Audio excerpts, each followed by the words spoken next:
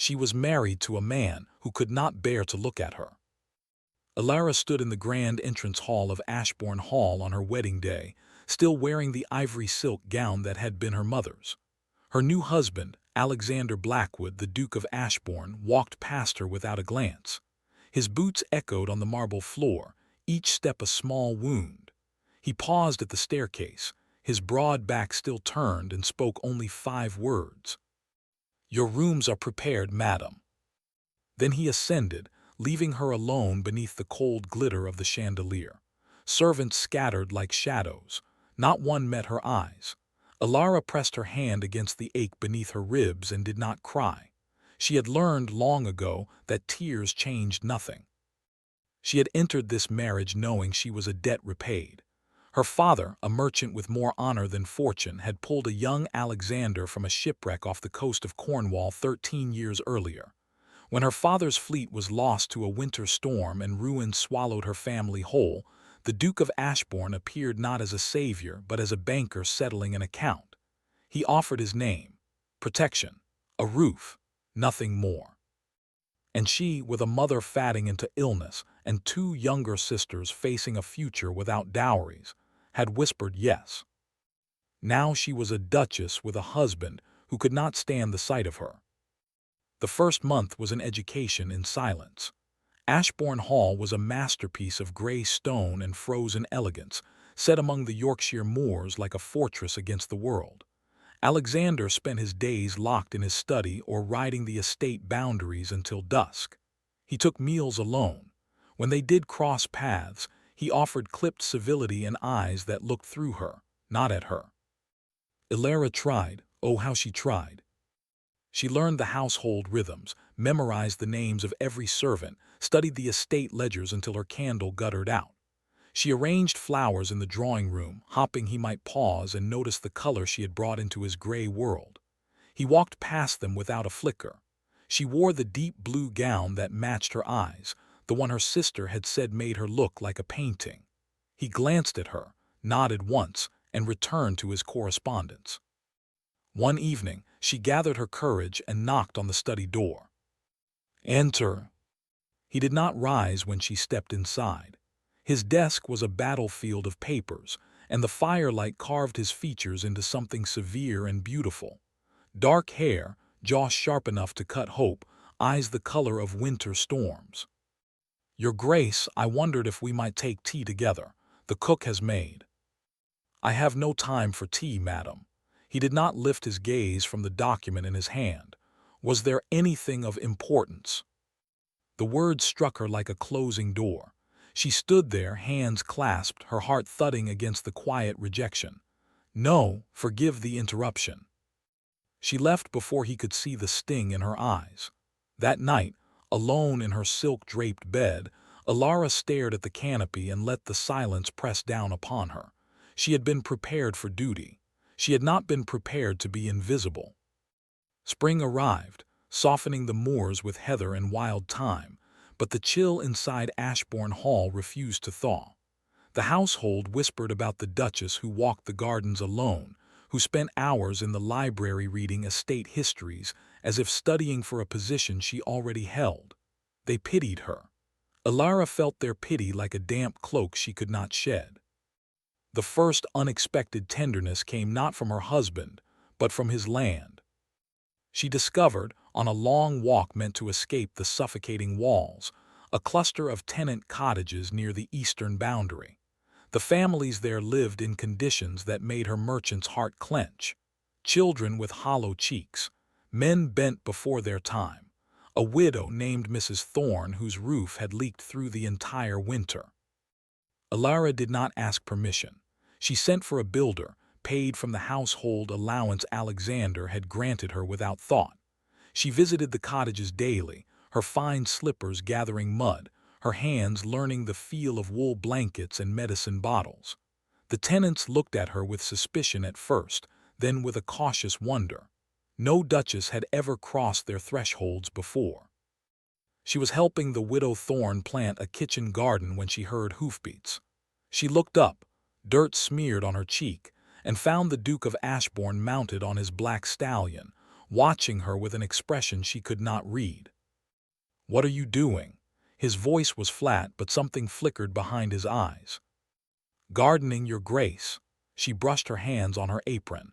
"Mrs. Thorne's soil is good, but it needs turning." His jaw tightened. "You are the Duchess of Ashbourne. You do not dig in the dirt like a farmhand." Elara rose slowly, meeting his gaze for the first time without lowering her own. "The Duchess I wish to be serves her people. I did not realize that was a disgrace." The silence between them stretched, thin and trembling. Then Alexander turned his horse sharply and rode away without another word. But Elara noticed, as he disappeared over the rise, that he had looked back. Once. June brought a visitor to Ashbourne Hall, and with him, the first stirrings of something dangerous. Lord Nathaniel Cross was a baron from the neighboring county, a man with sun-streaked hair and a laugh that reached his eyes. He had come to discuss boundary rights with the Duke, but he found the Duchess instead. He found her in the village, reading to children beneath an old oak tree, her voice soft as she turned pages of a storybook she had purchased herself. Nathaniel dismounted and stood at the edge of the small gathering, listening. When the story ended and the children scattered, he approached her with an open smile. "Your Grace, I had heard rumors of a duchess who had taken the village under her wing. I see the rumors did not do justice." Elara felt color rise to her cheeks. "You are kind, my lord, but it is only a few hours of reading. It is more than anyone has done for these families in a generation." He offered his arm. "May I escort you back to the hall? There are bandits on these roads." She laughed. "There are rabbits on these roads." "Even rabbits can be fearsome." She took his arm. It was an innocent gesture, the sort of courtesy any gentleman might offer. But as they walked the winding lane toward Ashbourne Hall, neither of them noticed the figure standing at the library window, watching their approach with an expression slowly turning to stone. At dinner that evening, the Duke's silence was sharper than usual. He sat at the head of the table while Elara and Lord Cross conversed about crop rotations and the new school Elara hoped to establish. Nathaniel's attention was warm, focused entirely on the Duchess. He laughed at her small jokes. He remembered details from their walk. He looked at her as if she were the most fascinating person in the room. Alexander's knife scraped against his plate. The sound cut through the conversation. "Lord Cross," the Duke said, his voice carrying the weight of winter, "your interest in my wife's projects is noted, but I trust you will not forget that she is, in fact, my wife." The words fell like a blade. Nathaniel's smile stiffened. Elara's hands went still around her wine glass. The air thickened. "Your Grace," Nathaniel said carefully, "my interest is only in the good work your wife does for the county, nothing more." Alexander's gaze was cold fire. "See that it remains so." Elara excused herself shortly after, claiming a headache. In the hallway, she pressed her forehead against the cool wall and drew a shaking breath. He did not want her. He did not see her. But now, when another man offered simple friendship, he staked a claim like a dragon guarding gold it would never spend. It was not love, she knew. It was possession. The school became her sanctuary. Elara poured every ounce of her neglected heart into converting an abandoned cottage on the estate into a classroom. She hired a young governess from York, ordered slates and primers, and welcomed every child who appeared at the door. Her hands grew calloused from scrubbing floors. Her skin browned under the summer sun. The elegant, invisible Duchess was transforming, and she did not care who noticed. But someone did notice. Mrs. Finch, the housekeeper who had served Ashbourne Hall for 30 years, began leaving fresh flowers in Elara's sitting room. The tenants began calling her the People's Duchess, and the phrase drifted back to the great house on the wind. Elara's sisters wrote letters filled with relief, saying their mother was improving, that the Duke's generous dowry for them had secured respectable matches. Elara wept over those letters, tears of gratitude and grief mixed together. Her sacrifice was working. Everyone else was healing, everyone except her. She stopped waiting for Alexander to see her. It happened gradually, the way a candle burns down without anyone noticing the darkness gathering. She stopped lingering in doorways hoping he might turn. She stopped choosing her gowns with his imagined preferences in mind. She stopped pausing outside his study, heart hammering, rehearsing words she would never speak. She simply let go. And in the letting go, something inside her grew quiet and still. Summer deepened. The moors blazed purple with heather, and Alexander Blackwood began to experience an unfamiliar sensation, the absence of something he had never valued until it was gone. He noticed first that the drawing room was empty when he passed it. For months, Ilara had been there, a quiet presence with a book or a sewing basket, always glancing up when he walked by. Now the room was silent. Dust gathered on the arm of her favorite chair. He noticed that the household seemed to revolve around her movements, not his. Servants asked after the Duchess's schedule. The cook prepared dishes to her liking. When he inquired about the estate's tenant reports, his steward said, "Her Grace has already addressed the matter, Your Grace. She arranged for the new well in the lower village." She arranged it without his knowledge, without his permission, without needing him at all. The realization unsettled him more than he wanted to admit. One afternoon, he rode to the eastern boundary and found the school. He dismounted near the stone wall and watched through the window. Ilara was inside, her hair escaping its pins, a chalk smudge on her cheek, laughing as a small boy traced letters on a slate. She knelt beside the child, her voice patient, her entire being radiating a warmth he had never allowed himself to feel. Nathaniel Cross stood in the corner of the room, repairing a broken window frame. He said something that made Ilara smile. A real smile, the kind Alexander had never once received. The Duke mounted his horse and rode away at a gallop. The wind stung his eyes, but it could not erase the image of his wife laughing with another man. Nor could it silence the question pounding in his chest. What had he done? That night, Alexander summoned Ilara to his study for the first time in their marriage. She entered with the quiet confidence she had grown like a shield. Her dress was simple, her hair unadorned. She did not tremble at the threshold. She simply waited. "You wish to see me, Your Grace?" He stood by the fire, his back to her, one hand braced against the mantel. "Lord Cross has been spending a great deal of time at the estate. He has been assisting with the school, as have many others. He is a single man of reputation. His presence at your side invites speculation." Ilara's voice remained steady. "The speculation of small minds. I did not think you concerned yourself with gossip." He turned then, and the firelight revealed something raw in his expression. "I am concerned with the dignity of my house." "Your house?" She repeated the words softly, tasting them. "Forgive me, Your Grace, but I have spent 8 months in your house. I have eaten at your table, managed your household, served your tenants, and borne your silence. If my friendship with a man who shows me basic kindness threatens your dignity, then perhaps your dignity is not as strong as you believe." The words hung between them like a drawn sword. Alexander took a step toward her, and for the first time, Ilara saw something crack behind his eyes, something desperate. "You do not understand." "Then explain it to me." She did not retreat. "Tell me why you married me only to treat me as a ghost. Tell me why I have spent every day of this marriage alone. Tell me why, when I finally find purpose and a measure of peace, you choose this moment to notice I exist." He opened his mouth, closed it. The great Duke of Ashbourne, master of Parliament and land, could not form a single sentence. Ilara waited, and when the silence stretched into an answer, she gave a small, sad nod.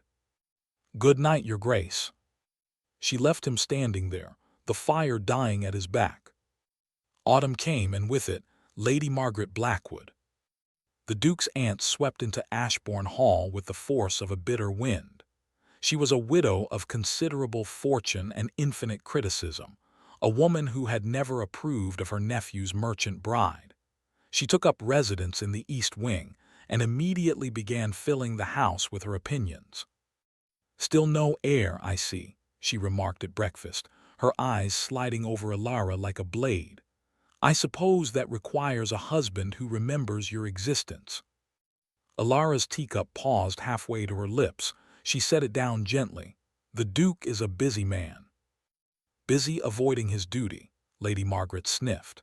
"Though one can hardly blame him. A marriage born of obligation rarely inspires affection."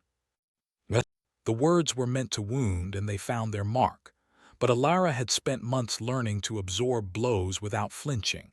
She lifted her chin. "I have found purpose elsewhere, Lady Margaret. The school, the tenants, the village, they need me.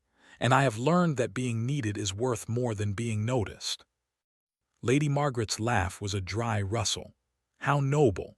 But purpose does not secure a lineage, and lineage is all a duchess is truly worth." Alara excused herself from the table and walked to the school. She did not cry. Her tears, she had decided, belonged only to herself now. But someone else did cry. That very morning, Mrs. Thorne's youngest child fell gravely ill with a fever that swept through the village like wildfire. Alara sent for the physician, stayed up through 3 nights with cold compresses and desperate prayers, and did not return to the hall until the child's fever broke. She collapsed in her sitting room, still in her soiled dress, too exhausted to climb the stairs. That was where Alexander found her.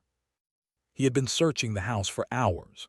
When he saw her slumped in the chair, dark circles bruising her eyes, something inside him lurched sideways. "Alara," it was the first time he had spoken her name. She stirred, blinking. "The child, she will live." He knelt beside her. The motion brought their faces level, and she saw his expression clearly for the first time. It was not cold, it was terrified. "You have not slept in 3 days," he said, his voice rough. "You could have caught the fever yourself, you could have died. Then you would have been free of your obligation." The words slipped out before she could stop them. They were not angry, only tired, and they hit Alexander with the force of a physical blow. He did not speak for a long moment. Then he lifted his hand and, with a hesitation that was almost painful, touched her cheek.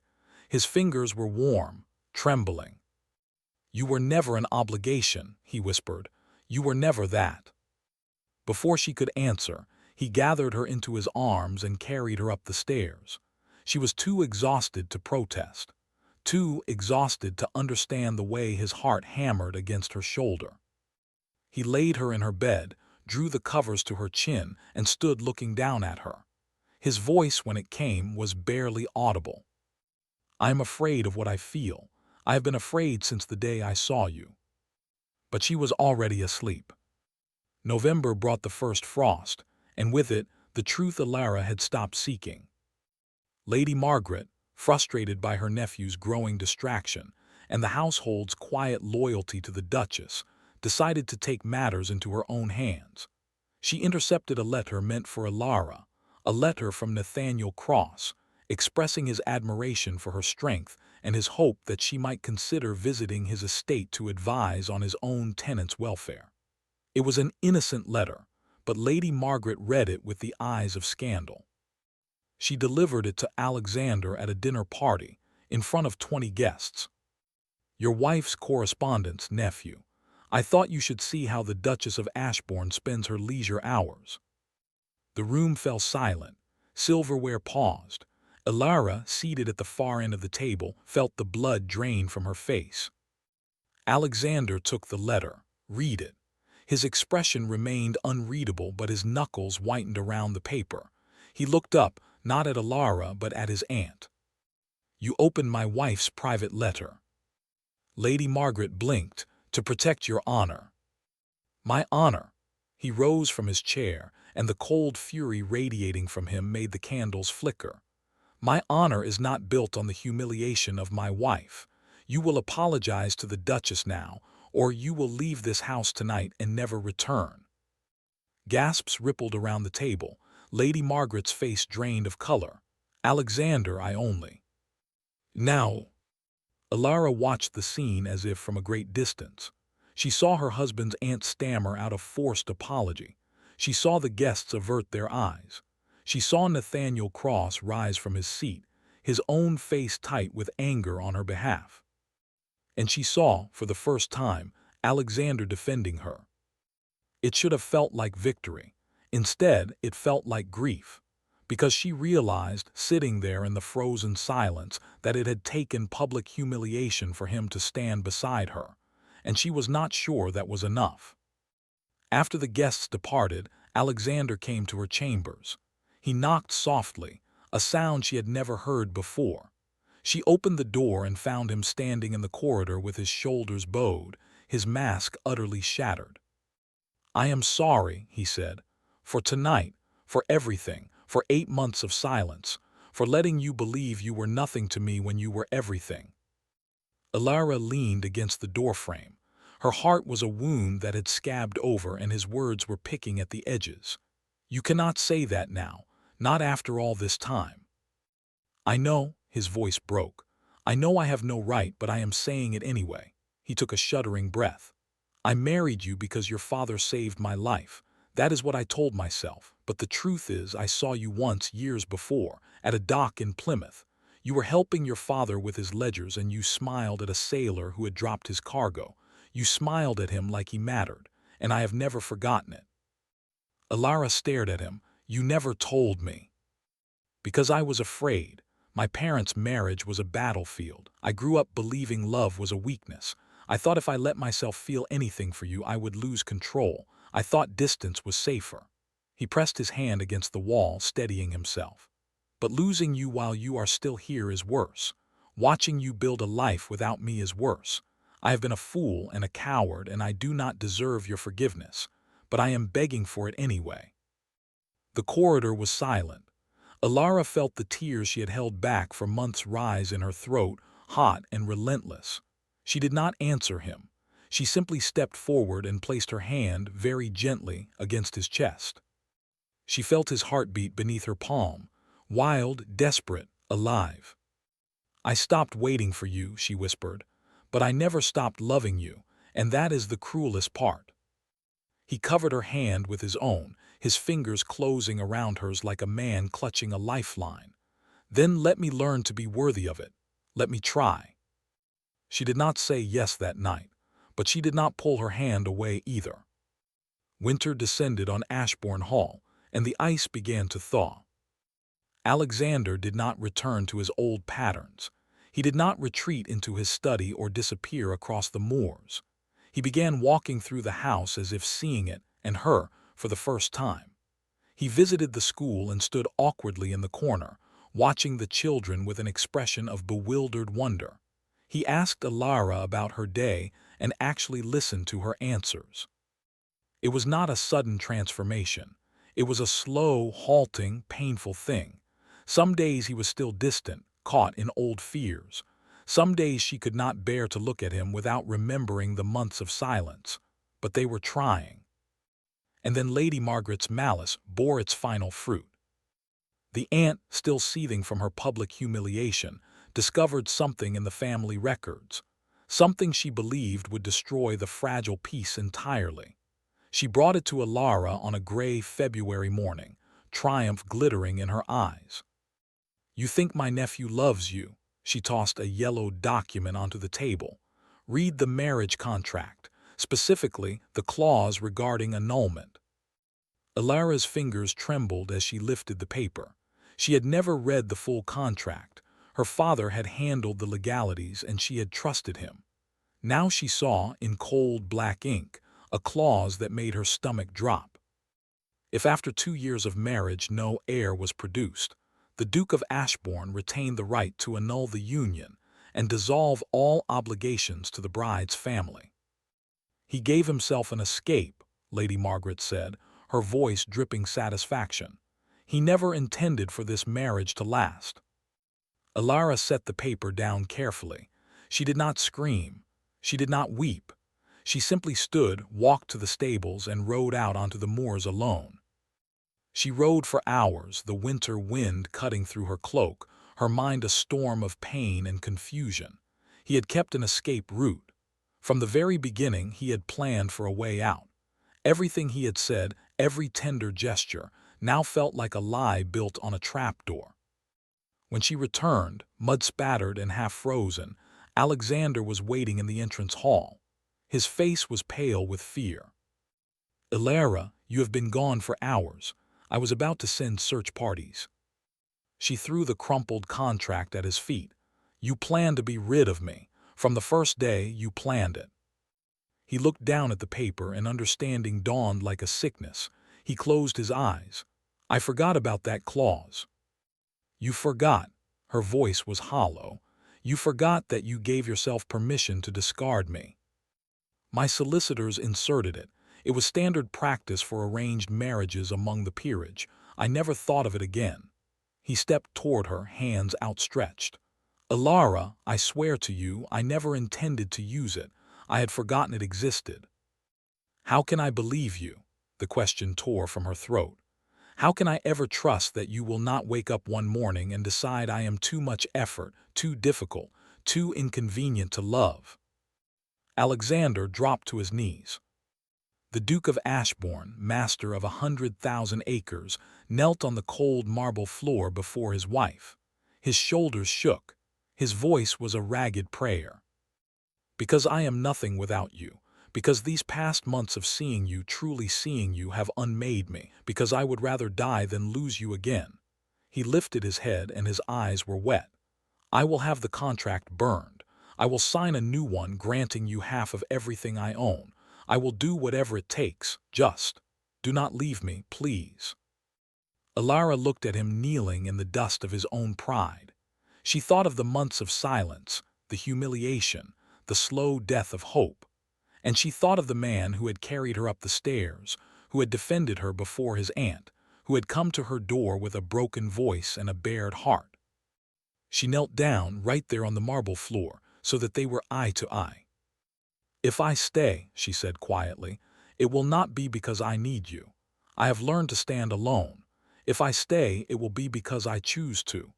Because I believe the man I see before me, broken and honest and afraid, is worth choosing." Alexander reached for her hands. His grip was fierce and desperate. "Then choose me. Every day for the rest of my life I will give you reasons to choose me." She looked at their joined hands, at the ring she still wore, at the man who had finally stopped running. "Burn the contract," she said, "and we will begin again." Spring returned to Ashbourne Hall, and this time it brought more than Heather. The new marriage contract was signed in the presence of the household, a document that bound Alexander's fortune to Ilara's security irrevocably. Lady Margaret left in a fury and was not invited to return. Nathaniel Cross, ever the gentleman, congratulated the Duke with a sincerity that cost him something, and then quietly withdrew his attentions. And Alexander Blackwood learned to love. It was not a grand, sweeping romance. It was small moments strung together like pearls. It was him reading beside her in the library, their shoulders brushing. It was her teaching him the names of the tenant children. It was him standing in the rain to watch her school's first recital, pride shining in his eyes. It was whispered confessions in the dark, apologies that spanned hours, laughter that surprised them both. One evening, as the sun set over the moors and painted the world gold, Alexander led Ilara to the garden she had planted behind the hall. It was in full bloom, roses and lavender, and the wild heather she had transplanted from the hills. In the center stood a stone bench, and on the bench was a small, wrapped package. "What is this?" she asked, smiling. "Open it." She unwrapped the paper to find a leather-bound journal, its pages blank. Tucked inside the cover was a single slip of paper in his handwriting. "For all the days we have yet to write." Ilara looked up at her husband, the man who had once looked through her as if she were glass. His gray eyes were warm now, open, unafraid. "I love you," he said simply. "I should have said it 1,000 times. I will spend the rest of my life saying it until you are tired of hearing it." She stepped into his arms, the journal pressed between them, and felt his heartbeat against hers. Steady, certain, home. I will never be tired of hearing it, she whispered. But I will also never stop being the woman I became when you were not looking. That woman is strong. She is patient. And she is yours, not because she has to be, but because she wants to be. He kissed her forehead, her closed eyelids, the corner of her mouth. It was gentle, reverent, a promise spoken in touch rather than words. Behind them, the sun sank below the moors. Inside the hall, the servants smiled and looked away, granting the Duke and Duchess their privacy. And in the village, the children of the school were already dreaming of the next day's lessons, unaware that the Duchess who taught them had once been invisible and was now the very heart of Ashbourne. She had stopped waiting for love. And in the end, love had come to her anyway. Not as a storm, but as a slow, steady dawn, breaking over the hills and changing everything.